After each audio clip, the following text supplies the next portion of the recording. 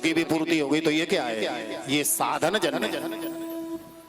जिस साधनों के द्वारा हमें जो सुख मिल रहा है, जो कोई कहता है भागवत क्या है, कोई कहता है पोथी है, कोई कहता है किताब है, कोई कुछ कहता है। पर जब इन जितनी भी हमारे मन की ये शंका हैं, इन सभी शंकाओं का जो निवारण किया गया है वो भागवत के महात्म्य में किया है। एक एक शंका का निवारण। भागवत क्या है, भागवत क्यों सुनी जाती है, कब तक सुननी चाहिए? कथा तो वही है, पहले भी हमने 10-5 बार सुनी, पर बार बार सुनने क्यों ऐसे? प्रत्येक आपकी शंका का निवारण भागवत के महात्म्य में किया गया है। तो आइए अब हम आप सभी भागवत के महात्म्य में प्रवेश करते हैं। बोलिए श्री राधा रानी की जय हो। कि सच्चिदानंद रूपाय विश्वोत्पत्त्यादि हेतवे तापत्रय विनाशाय श्री कृष्णाय वयं नमः।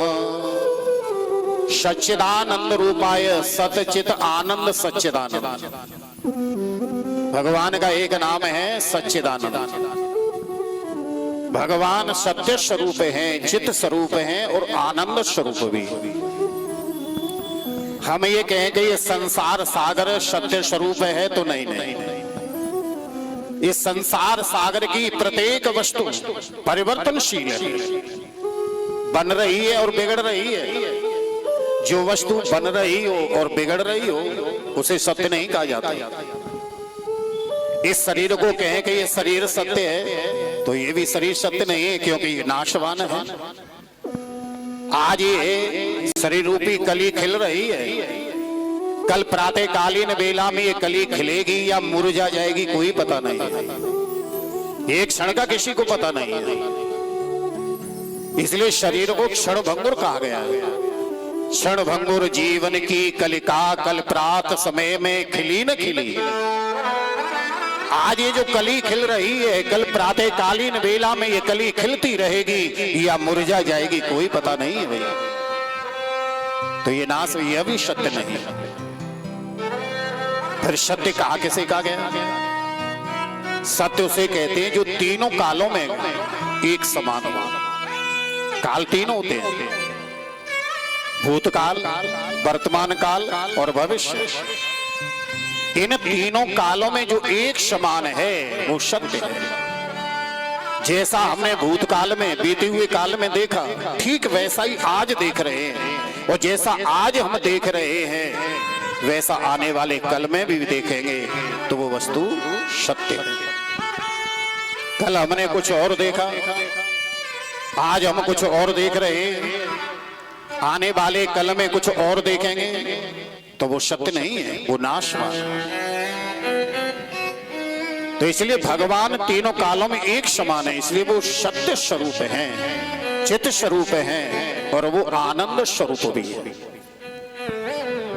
कभी कभी हम लोग भी अपने आप को आनंद स्वरूप मान लेते हैं। प्रेम से बोलो जय श्री राधे। हमारे जीवन में बड़ा आनंद है, बड़ा सुख है, पर आनंद के तो कई भेद है भैया। आनंद एक प्रकार का नहीं है, 2-4 प्रकार का नहीं है, 10-20 प्रकार का नहीं है। तैत्तरीय उपनिषद में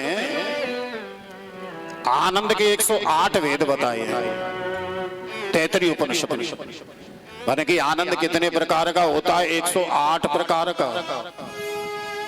अब विचार करो हमें कौन सा आनंद मिल रहा है 108 में से। और 108 में भी मुख्य 2 प्रकार का आनंद है, साधन जन्य आनंद और सिद्धिदायक आनंद। इन दोनों प्रकार के आनंद में से भी सर्वोपरि जो आनंद है वो है सिद्धिदायक आनंद। साधन जन्य आनंद किसे कहते हैं? साधनों के द्वारा जो हमें सुख मिला, जो आनंद मिला वो साधन जन्य है। जैसे हमारे पास धन की जब वृद्धि हुई, पैसा एकत्रित हुआ और जीवन में जिस वस्तु की आवश्यकता है उसी वस्तु को आप खरीद के ले आए। तो मान लिया कि बड़ा सुख है। फिर सोचा बाने कि छोटा सा मकान है, बढ़िया सी कोठी हो, बंगला हो तो बड़ा सुख मिलेगा। और ठाकुर जी की कृपा से उसकी पूर्ति हो गई तो मान लिया बड़ा सुख है, बड़ा आनंद है। बन के आने जाने में बड़ी प्रॉब्लम रहती है। 4 व्हीलर भी और हो जाए घर में तो फिर पूरा सुख हो जाएगा। ठाकुर जी की कृपा से उसकी भी पूर्ति हो गई। तो ये क्या है? ये साधन जन्य। जिस साधनों के द्वारा हमें जो सुख मिल रहा है, जो आनंद मिल रहा है, वो साधन जन्य है। पर ये आनंद है कैसा? ये क्षणिक है। आप साधन जो एकत्रित कर रहे हैं, इकट्ठे कर रहे हैं, ये किससे कर रहे हैं? दामोदर से, लक्ष्मी से। धन लक्ष्मी होगी तभी तो साधन एकत्रित कर पाओगे। और जब धन ही नहीं होगा तो क्या कोई साधन आप एकत्रित कर सकते हैं? तो लक्ष्मी का एक नाम और है, चंचल। यानी का स्वभाव कैसा लक्ष्मी का? चंचल है। आज है, कल हमारे पास लक्ष्मी जी रहेंगी या नहीं रहेंगी ये तो कोई निश्चित नहीं।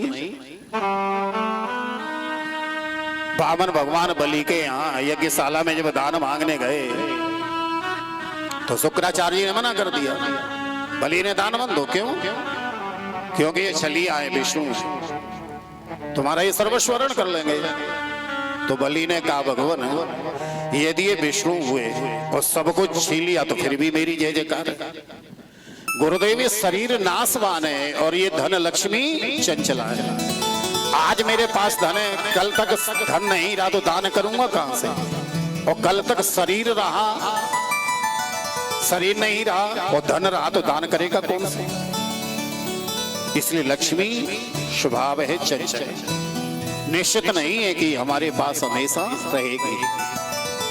तो इसलिए इसे क्षण का आनंद कहा गया। दूसरा है सिद्धिदायक आनंद। ये जो सुख है सिद्धिदायक जो आनंद है, ये बड़े बड़े संतों को, महात्माओं को, योगियों को प्राप्त होता है और वो है भगवान के भजन में। वास्तविकता में भगवान के भजन में, चिंतन में जो सुख है, जो आनंद है, वो त्रैलोकी के साम्राज्य में भी नहीं है और ये हमेशा टिका रहता है। ये आनंद कभी नष्ट होने वाला नहीं है। हम जैसे जैसे भजन की गति बढ़ाते हुए चले जाते हैं वैसे वैसे हमारा वो आनंद, हमारा वो सुख बढ़ते हुए चला जाता है। परंतु भगवान स्वयं सत्य स्वरूप हैं, चित्त स्वरूप हैं, आनंद स्वरूप भी हैं और वो आनंद स्वरूप हैं। इसलिए इसकी पुष्टि बाबा तुलसीदास जी ने रामचरितमानस में की। जो आनंद सेंदु सुख राशि